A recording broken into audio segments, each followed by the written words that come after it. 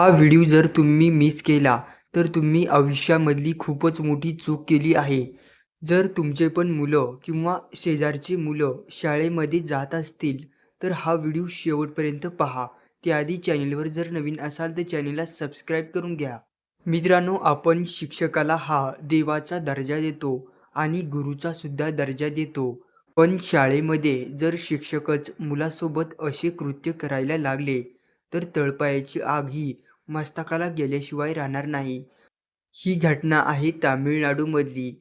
मित्रांनो, आपण मुलांना शाळेमध्ये पाठवतो आणि पूर्ण जबाबदारी ही शिक्षकांवर सोडतो.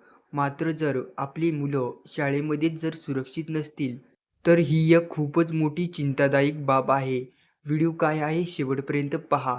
आपण पाहू शकता, चेअरवर महिला टीचर ही बसलेली आहे आणि दोन मुलं त्या महिला शिक्षकीचे अत्यंत पायसुद्धा चोपीत आहेत आणि तिची पायाची मालिशसुद्धा करत आहेत आणि महिला शिक्षक ही फोनवर बोलण्यावर व्यस्त आहे आणि दोन मुलांना तिने आपल्या सेवेसाठी लावलेलं आहे, अंग चोपण्यासाठी.